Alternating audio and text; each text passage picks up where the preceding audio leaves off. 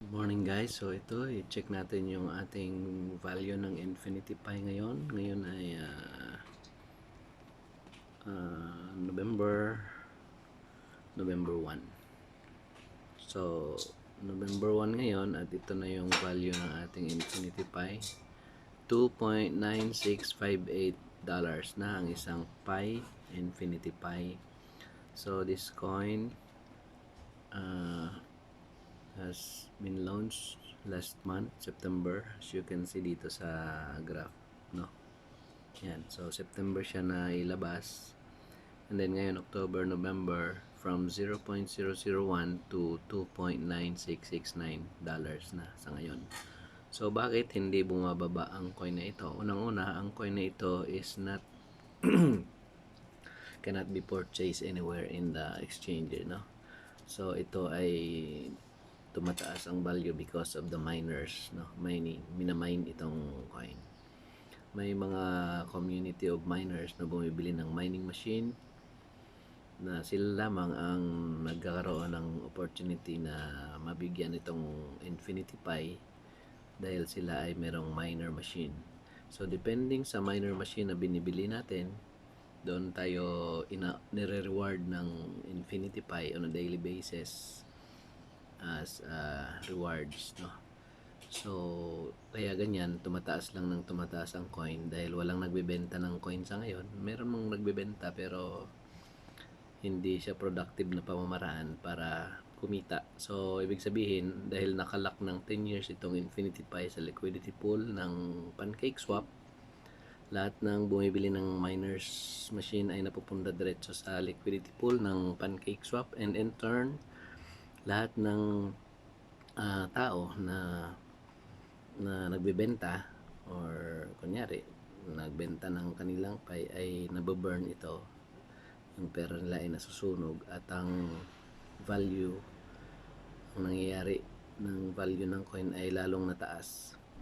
So yun, dahil nakalock ito ng 10 years, ang chance is talagang tataas lang ng tataas. So habang dumadami ang nire-release na coin, lalong tumataas ang pera sa market cap ng na nasa liquidity pool ng PancakeSwap. So ganun siya kaganda. Kaya as you can see dito sa graphs ng ating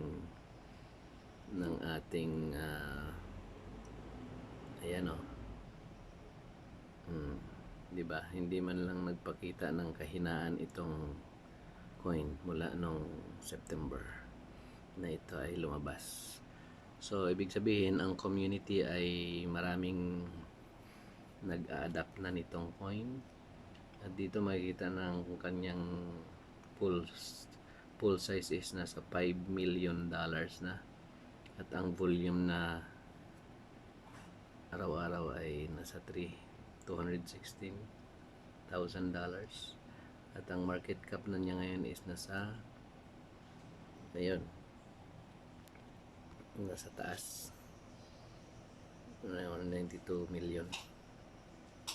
So ang holders is nasa mahigit 1,000 holders. Yan, so check natin ito, yung liquidity. Ayan o, ang liquidity ay nasa 5 million na agad. Ibig sabihin, itong pera na to ay nasa PancakeSwap na. So nakalock yan ng 10 years, so walang pamamaraan na ang may-ari ay pwede niyang kunin itong pera na to dahil nasa PancakeSwap liquidity pool at naka-contract siya sa smart contract na ito ay nilock ng 10 years. So this is a good way na maprotektahan ang pera ng mga investors na walang pwedeng makapag-manipulate at walang pwedeng mag-control nitong pera na nasa PancakeSwap. So ayan guys, so kailangan bumili tayo dahil araw-araw itong Infinity Pi ay nataas. If you have the chance to buy the mining machine, then buy it and then acquire some of this Infinity Pi coin. So that's it guys. I know that this coin will go a long way at magkaroon kayo ng chance na lumaki ang pera dito, dahil ang pera na naiipon nyo in a way of Infinity Pi token ay instantly you can convert or swap it into any other coin or stable coin like USDT. So, real money, real time. Pwede nyong makuha ang inyong pera kapag kayo ay meron ng Infinity Pi token sa inyong mga accounts.